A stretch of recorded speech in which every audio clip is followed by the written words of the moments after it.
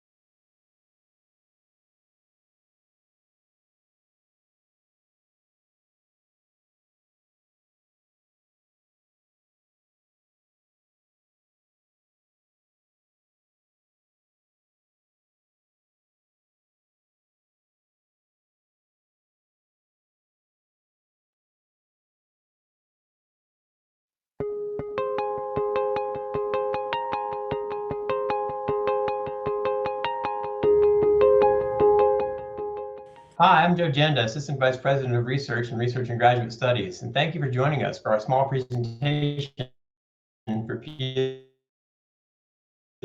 Research Week 2021. For the next hour, we'd like to highlight the work of Propel PSU, the team in Research and Graduate Studies that believes entrepreneurship education and commercialization can drastically increase the impact of innovative ideas and truly change lives for the better.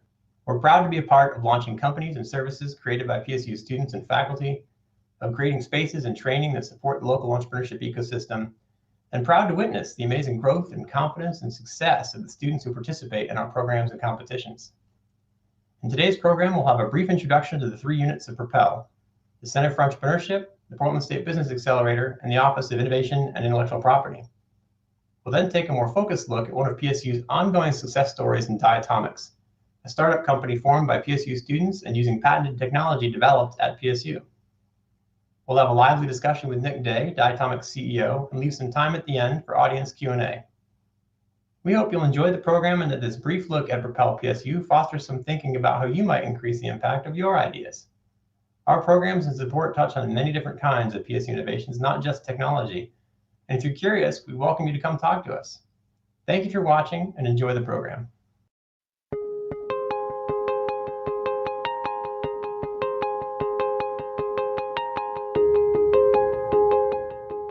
Hi, I'm Julia Baldwin. I'm the Program Manager for the Portland State Business Accelerator. The PSBA is Oregon's oldest incubator and was started in 2004. We support companies in the tech, clean tech, and bioscience spaces, both companies that are spinouts from PSU, as well as companies from the greater Portland area. We have a 40,000 square foot facility just south of the PSU campus. And in addition to offering spaces that range from a couple thousand square feet to as small as a co-working desk and dry and wet lab spaces, we also offer programming, a startup community, connections to PSU, resources, and mentorship to our startups. Since the PSBA began, our companies have generated over $114 million in revenue and have raised over $187 million in capital. The PSBA has supported 16 PSU spinouts, and the companies at the PSBA have engaged over 1,350 students through capstone projects, internships, and jobs.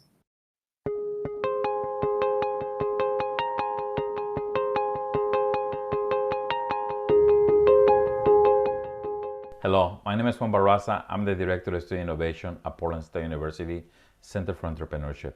During the last 9 years, we have developed a series of programs to allow students, faculty, and staff to explore what it's like to be an innovator, an inventor, and entrepreneur. We do this with a year-round calendar of activities, from workshops and weekend events like a Kickstart Weekend and Invent for the Planet, from prototyping competitions like at the PSU Clean Tech Challenge and Invent Oregon, or our newest program, The Cube, a student-led business incubator. All of these programs are designed to allow anybody at PSU to explore what it's like to ideate, design and prototype a solution that will solve a problem in our community or around the world. Until today, PSU Center alumni have raised over $12 million to launch ventures that will solve problems in the supply chain of food, the next generation of wearables and electronics, and new ways to prevent forest fires. We'd love to see you around once we're back in campus, and enjoy Research Week. Thank you.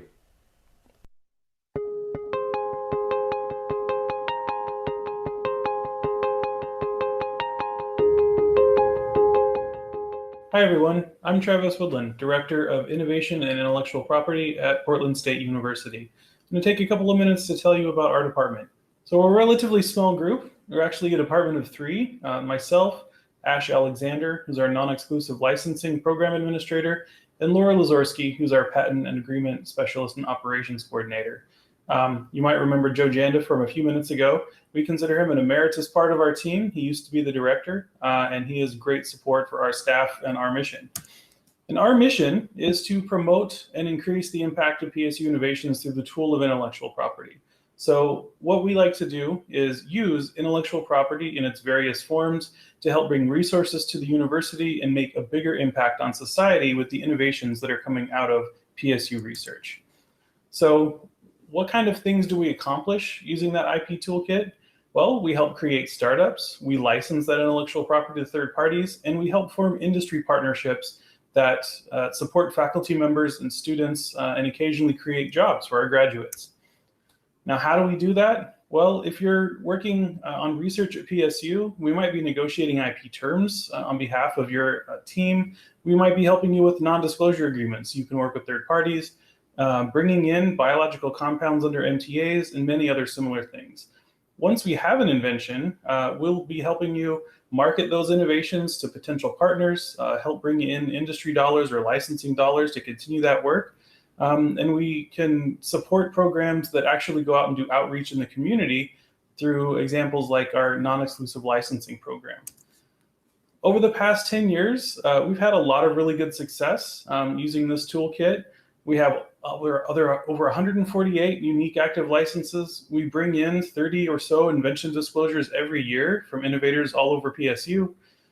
We have many active patents. We've had 44 families over the years, and many products and innovations, some of which are through our 17 startup companies who have been able to find over $20 million in external support, and many of them are currently active today.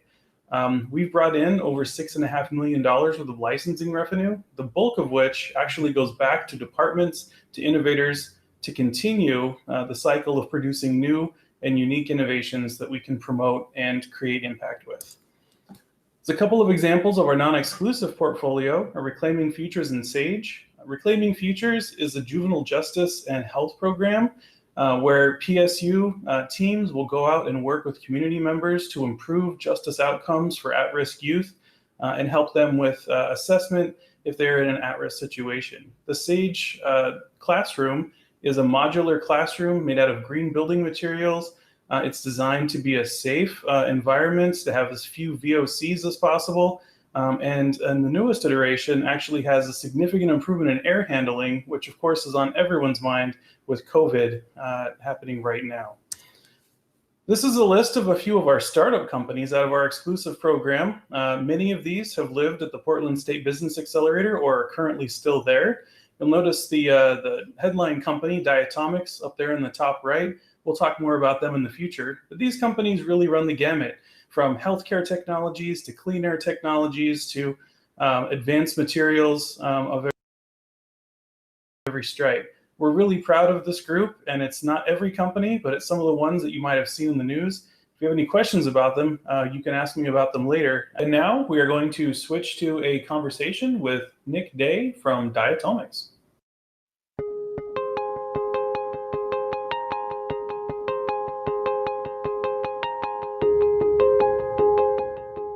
Hi, everyone, and welcome to the main event. I hope you enjoyed hearing about the various units of Propel at PSU and how they each in their own way help bring innovation out into the world and make a bigger impact.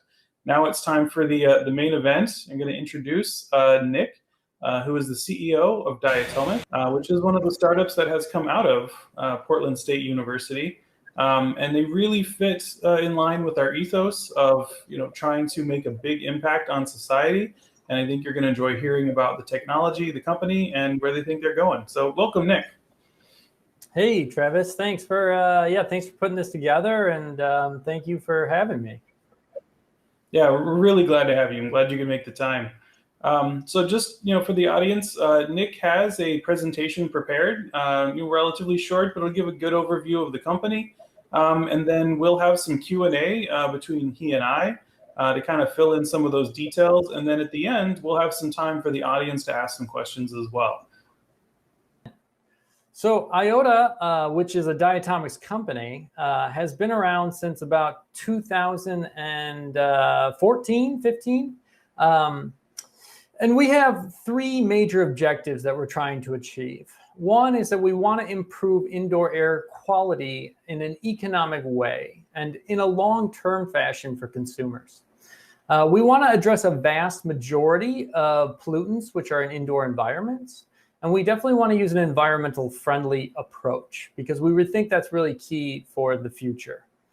Our technology, we've shown, can last for about 4 years, which is really a great advance over the current technologies on the market. In addition, we can show that we destroy a lot of the VOCs that are found in indoor environments, not all of them, but a lot of them. And we recently found that we have some effectiveness against even viruses and other biological pathogens.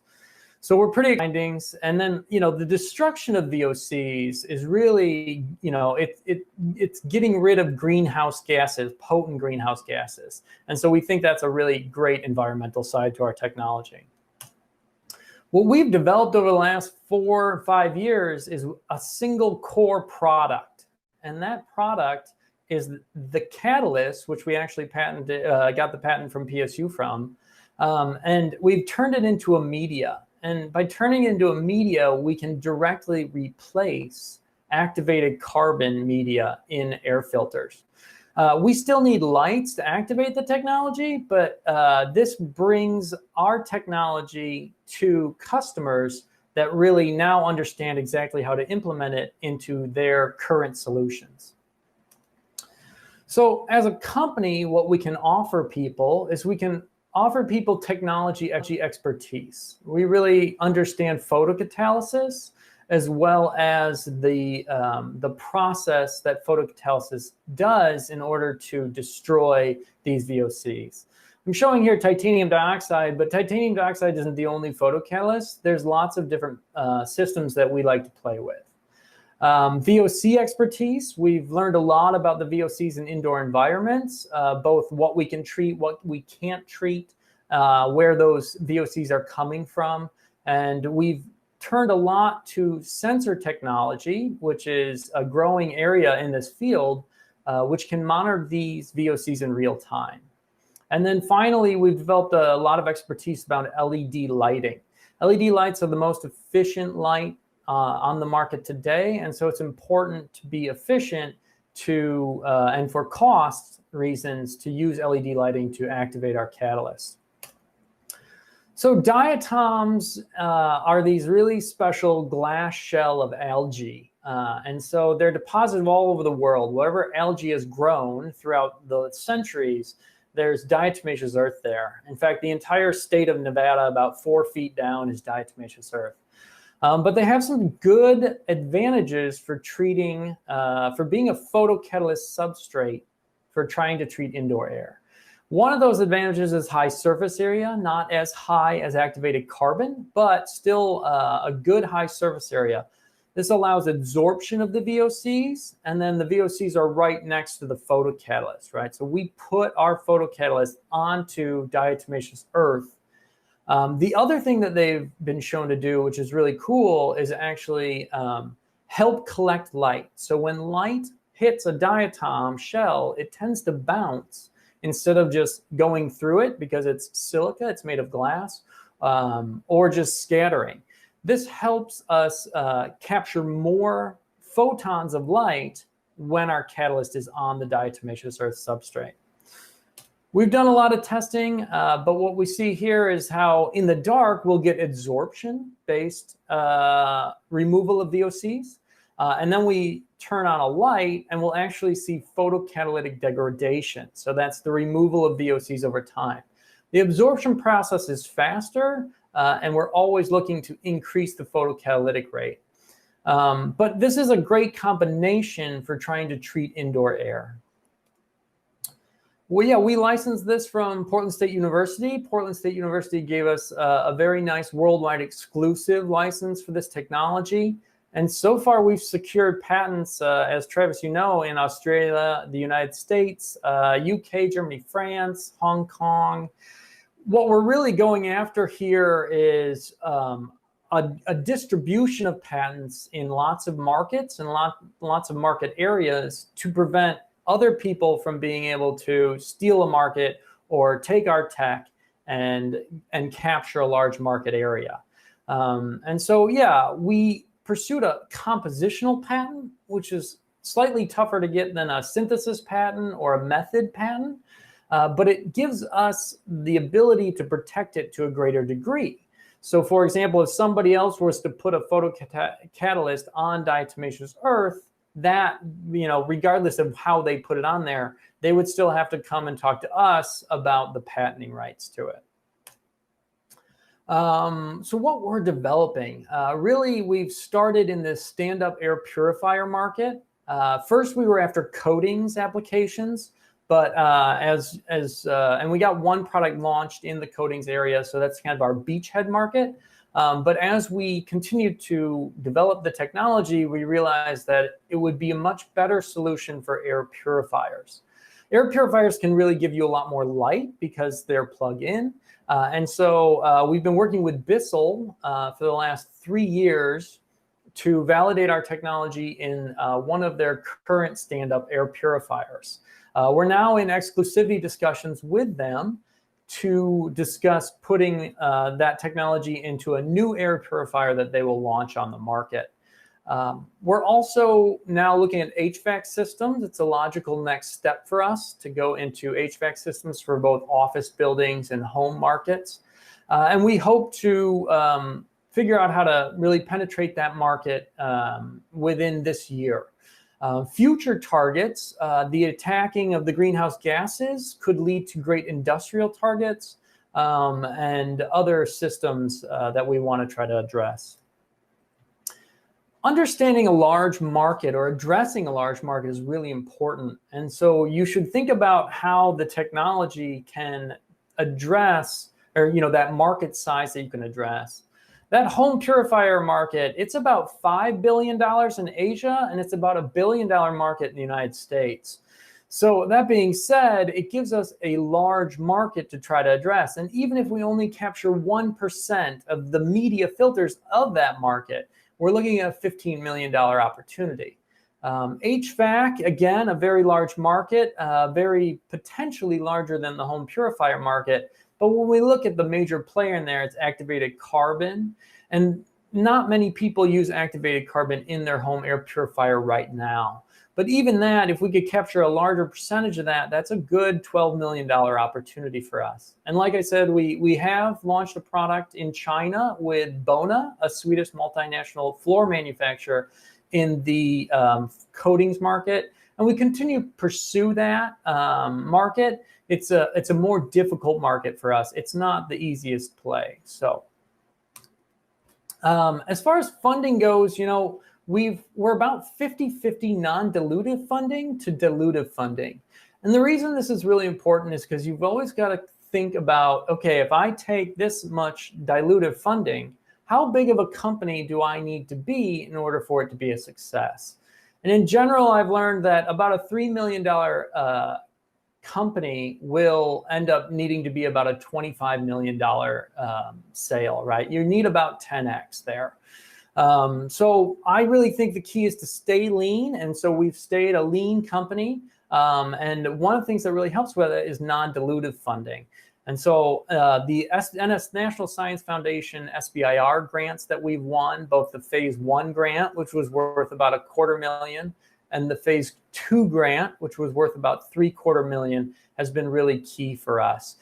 Also, I'd like to point out to the researchers out there that these grants have much higher win rates than typical research grants, and that's really a good opportunity to get funding.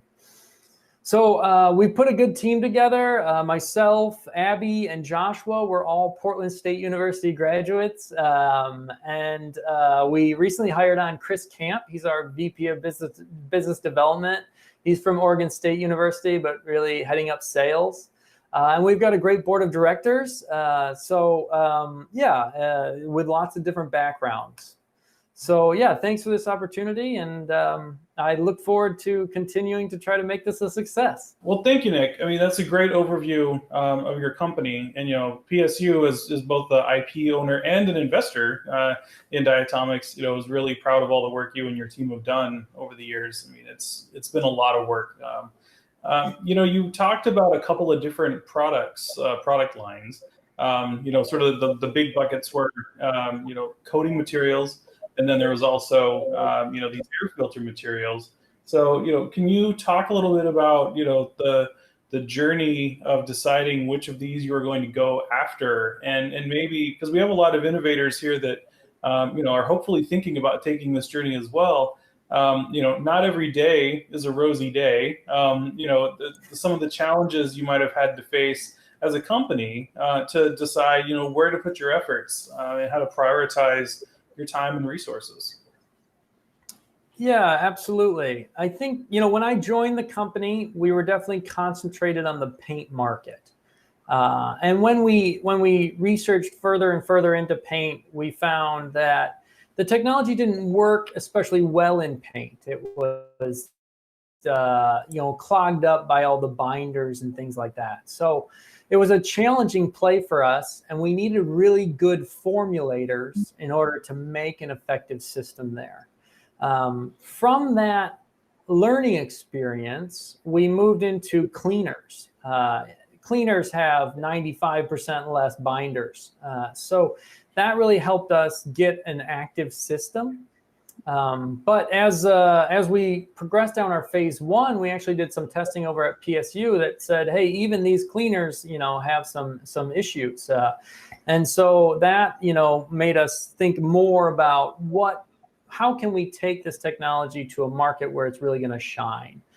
One of my investors, as you saw, he's out of the Stanford Business School, and he thinks that one of the things that you can really do is try to hit multiple markets with your technology. And when you do that, you're going to find one where you really fit. And so that's what we've done here. Hitting the coatings market was our first challenge. We worked with Bona, the Swedish multinational floor manufacturer. They launched in China. It was all a difficult but good process. And then now we're looking at this air purifier market and trying to get through the challenges there. I would say that no matter how long you think it's going to take to market, it's going to take at least another 2 to 3 years to do that. So be ready for the timeline. Yeah, and I think that would ring true for just about every startup I've ever had experience with, PSU or otherwise. There's always an unforeseen challenge, a need for more funding, coming around the bend. So let's talk a little bit about the SBIR process, and if you have any advice for folks. It's definitely one of the key things that we recommend, in part because, for the same reason you said, non-dilutive funding is really important to having a viable company. Can you just talk a little bit about what that process is like for you? How you manage that relationship with the NSF through a couple different types of awards, and just any advice on best practices. The first time we went after the NSF award, we actually failed, and that's not uncommon. So be ready to, submit multiple times. I think it's important to reach out to NSF or any of the other agencies, really, and make a connection with one of the program managers. That can be as easy as a process as just reaching out to one of them and saying, hi, I think that this would be in your area of expertise or part of the program that you manage. And they might come back to you and be like, oh, no, you don't want to submit here. You want to submit somewhere else. But definitely connecting with them, introducing yourself is a great way to start making those connections. And then Virtue Lab actually helped us with a small grant to get help on the review process. So, I wrote and put together our NSF phase 1, And then we actually had some help from an outside agency to help us polish it up and get it ready for submission. So I would recommend both those things in terms of getting help from other people, whether it's previous people who've been through the process or whether it's, an agency like VirtuLab. Those things can really make or break a proposal for any of the agencies, really. Yeah, absolutely. Those program managers, we genuinely care about the technologies, and it's amazing. In our current environment where many things have gone electronic, you can, if you form that relationship, it can feel much less like you're just sending your application into a black hole and hoping for a result. You get meaningful feedback and advice. It's a big difference. And we'll take any opportunity we can to thank VirtuLab for the work they do with quite a few of our startups, not only with the SBIR proposal polishing that Leon normally leads, but they also have a boot camp there that's focused on clean tech that's really produced some quality companies over the years. Speaking of boot camps, if memory serves, I think Diatomics went through the Center for Entrepreneurship and members of the Clean Tech Challenge. Do you have any? I guess I don't think you were a part of that, but do you have any thoughts on innovators that have like sort of the start of an idea going through a program like that, just to kind of flesh it out and maybe just get general advice? Yeah, absolutely. So I did go through the Clean Tech Challenge, part of a solar play, actually part of a different company. And so did Joshua Olson, who is our lab manager. He and I went through it together, part of a different company. And the Clean Tech Challenge is a great way to figure out if you, want to be an entrepreneur. It really gives you a core understanding of how to start a company. It gives you a core understanding of how to pitch a product or pitch your technology. And so I think it's really a great program. I think as well, one of the opportunities that IOTA missed out on was being part of the Portland Business Accelerator. We definitely skipped that step in our progression, but I think it would have been better had we moved into the Business Accelerator early on. I say that both because of their facilities that they can offer, but also because as a startup, you have few employees, especially early on, and you're trying to solve some difficult problems. And so having other researchers that you can talk to, sort of a brain trust is really important in terms of solving the problems that you're trying to address. No technology is perfect right off the bat. So you're going to have, problems you have to solve along the way. And the more minds you can get on those problems, the better. Yeah, and that echoes what I hear from a lot of our startups that are at the PSBA or have graduated because they've gone on to bigger and better things. Not only do you have folks that are, technically minded that might give you some, advice on, your continuing research into a product, but there are folks that have been, around the block when it comes to business questions. How do I do this kind of agreement? What should I be thinking about when I'm looking for investments, NDAs, whatever the question of the day is. It's really nice to have a group of folks that have been there before that you can ask for advice. Especially before you have that board formed of experienced business folks. And so, I've seen Diatomics, grow, especially over the past 3 years while being at PSU. And the board has changed a lot too. So I wonder if you have any advice for entrepreneurs who are either in that early stage or that not quite a company stage about how you find and keep quality board members. Yeah, absolutely. I would first start out by reaching out to the Portland Metro Entrepreneur System. There's a lot of organizations, VirtuLab, Onami, the PSU, the Business Accelerator, the PSU Business Accelerator. a lot of entrepreneurs hang around these areas, and they definitely can help you find people who are interested in what you're looking for. In order to find the right board members, you need to identify where your weaknesses are, right? If you're a scientist, you don't want scientists on your board. You want people who are going to be able to understand markets, understand funding, understand accounting, things like this. On our board right now, we have a banker, we have an ex-VP of Masco, we have a guy, who teaches at the Stanford Business School, and we've got, a technology, an old CTO area from FEI. So we have a good mix of both technologically minded people as well as business-minded people.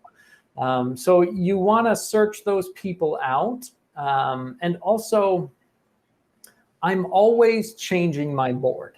If my board is stagnant, my connections are stagnant. And so right now, actually, we're looking for a new person who can help us understand and talk to people in the HVAC industry, right? Because that's our next market. One of our board members introduced us to Bissell, right? And without that connection, would I be where I am with Bissell? Probably not.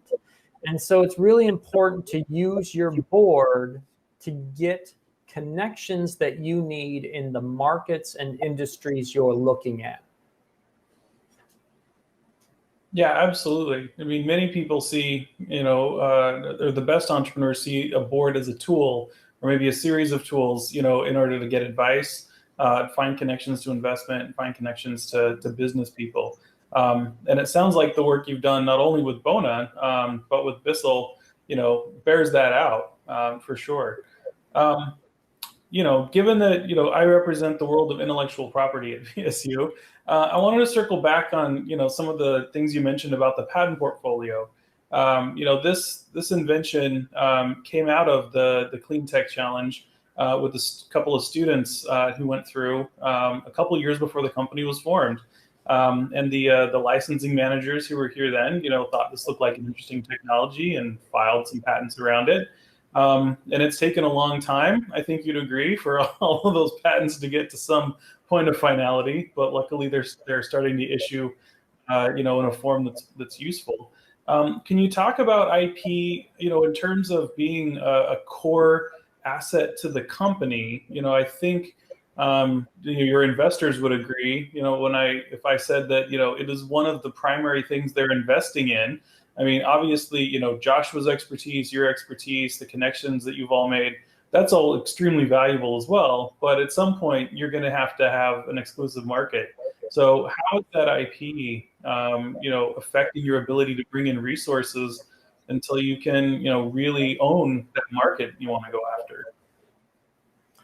Yes, absolutely. The intellectual property opens doors for us that otherwise would not be opened. There's no doubt about that. And you have to be able to explain it well at almost any level, but at the same time, without the IP, we can't, it's tougher to claim that we have something novel.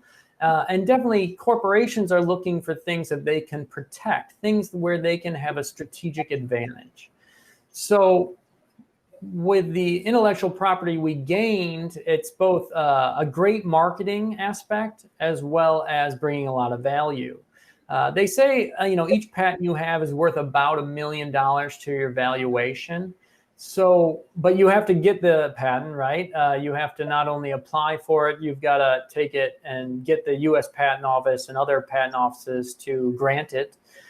So that's a long process. It takes time, money, and you, Travis, and Joe Janda, and the whole intellectual property office over there have been great for me.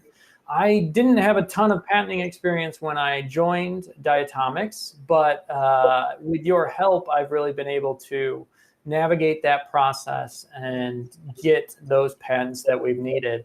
I think another thing that we've developed, which is really important, are trade secrets. trade secrets delay people from trying to reinvent or, take your technology. And so it's important to understand what serves you better as a trade secret or what serves you better as a patent, and sort of divide those into two categories, and then have both as you develop. But your intellectual property package, if you will, as a company needs to grow, and some of those definitely need to be secured through patent offices. Yeah, absolutely. I mean, and that is one of the core things that we try to do with all of our innovators who come in and bring us a disclosure that looks like it has an opportunity. Now, whether or not that turns into a startup company like Diatomics, or whether we try to license it to an existing large firm, that depends a lot on the technology itself. But you certainly take your point that and I think I've seen now the company Diatomics is now filing its own IP in various ways to follow up on the core original technology. And you certainly make a good point that, as a university, we generally don't have trade secrets. We tend to publish everything we can and patent when we can as well. But as a company, you get that extra tool. For anyone who was at the beginning, trade secrets was not in our list of the IIP toolkit. But as a company, a trade secret can be very valuable, especially when paired with some patents or copyrights as well.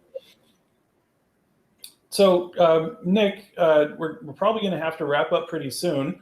But I did want to ask you, one more question about the products that you're developing. The air cleaning, really has been put front and center for a lot of people because of COVID, and even outside of COVID, just spending more and more time indoors. Indoor air quality is generally much worse than outdoor air quality, as long as it's not fire season. And so are you seeing consumers or the companies and partners that you're interested in, really reacting to those social market forces? Are you anticipating, growth and adoption because of this? And is the future of humanity being, more indoors likely to be a huge market advantage for Diatomics and the partners that want to clean air with your products? I think we're very lucky. We positioned ourselves in front of a market that we knew there was going to be a mix-up on. Even before COVID, the EPA was talking about how much worse indoor air quality was than outdoor air quality. And then with COVID, obviously the market has exploded. Some people say, find out where the market is going and get yourself in front of it. I think we did that by luck, because this market is obviously, blowing up. At the same time, I think that we need to understand where our expertise lies, right? We want to be the best at something in this market. And our technology really is a VOC device more than it is a virus or bacteria device. And so as we continue to grow, I want to keep IOTA focused on the VOC side. I think that, vaccines will cause this virus to die down, and consumer interest will go back to indoor air quality as a whole. So I would be remiss as we transition to a question and answer from the audience if I didn't ask you about the device behind you, because someone else is likely to. So before we switch over to questions from the audience, you just explain to us what that purple fan thing is behind you, and maybe a little bit about what it's doing to the air in that room. Sure, absolutely. So we now have an HVAC party that's interested in testing the technology with us. That's actually a unit they sent us to make into a prototype. And so, yeah, we do a lot of this now. We get air purifiers or other systems that we make prototypes out of, and then we try to measure what we can do to the air quality within a space or a room. And yeah, that's that prototype in action. I think it works very well. I definitely have gotten some feedback that the air is fresher in my living room when I run it all day, which is pretty cool. I think, yeah, and we're excited to keep developing more of those prototypes as we continue to develop as a company. Very excited about trying to get into the HVAC market. Yeah, well, we're excited for you for sure. And I don't remember what the exact chart was, but it was the cat urine odor chart. You know, as someone who knows a lot of people who have cats, you know, seeing that line go down very quickly and then stay down, you know, since you're destroying the odor rather than just absorbing it onto a, you know, a substrate. I've never been so excited to see a chart that had the word cat urine, you know, on one of the axes. Good job. Well, I think we can probably switch to question and answer now with the audience. And so in the Zoom feature, you know, there is a chat window there. And so if you have a question for Nick or myself, either about Propel, IIP, diatomics, or just entrepreneurship in general, please type it in and we will do our best to answer.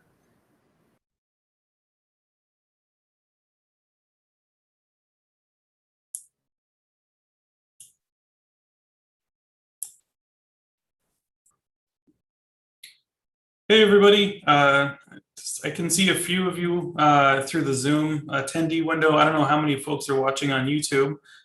If you are on YouTube and you want to ask a question, you'll have to click into the Zoom link to do that. But otherwise, as I said in the video, Nick and I are here for at least a few minutes. If no one has any questions, that's all right. We'll just hang out with some awkward silence for a few moments. But if you do have any questions, now would be a great time to ask them.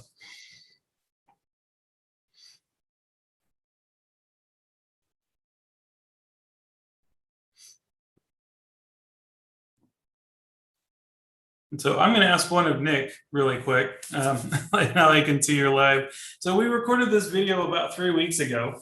Has anything significant and exciting happened in the past couple of weeks that you'd want to share with the audience? The answer could be no, but I'm give you the opportunity to toot diatomics / IOTA's horn a little bit more.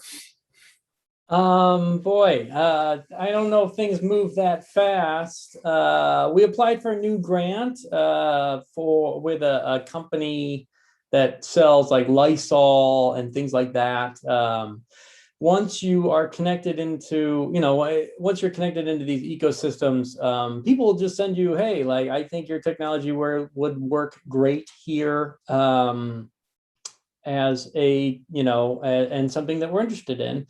Do you want to apply for this $150,000 grant? And I'm like, yeah, of course. So that was good. We haven't heard back from it yet, so see if it goes anywhere. But yeah, we've really started, we have figured out in the past couple weeks how to use photocatalysts in combination with other materials, chemical compounds, and actually like make long-lived antiseptics or antimicrobials within a coating. And so it's like this combinatorial approach that might get us back into the antimicrobial market.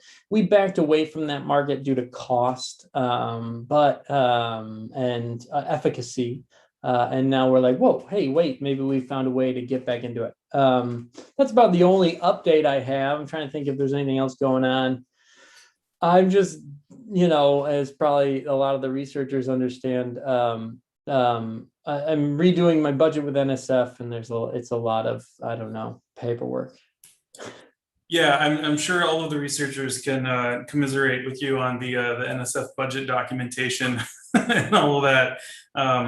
Yeah, so, but you do raise a good point. One of the really nice things that sometimes happens with a startup company is it does provide you new avenues to talk to people, to meet new people that you just don't get as a researcher. And it doesn't have to be a one or the other type of opportunity. I've seen examples where PIs who have a company find an opportunity through that. Someone reaches out through the company side of what they do, but it turns out to be a better opportunity for something to happen at the university side for doing more fundamental research, or it gives them an idea for fundamental work that they can apply on, and then maybe eventually that turns into another patent avenue for their company or a completely different company.